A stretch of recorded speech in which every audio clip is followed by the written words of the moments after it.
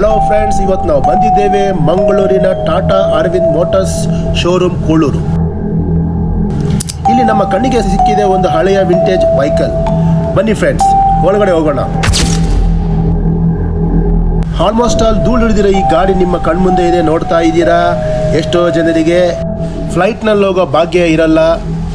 ನೀವುಗಳು ಇದನ್ನು ನೋಡಿ ಎಂಜಾಯ್ ಮಾಡಿ.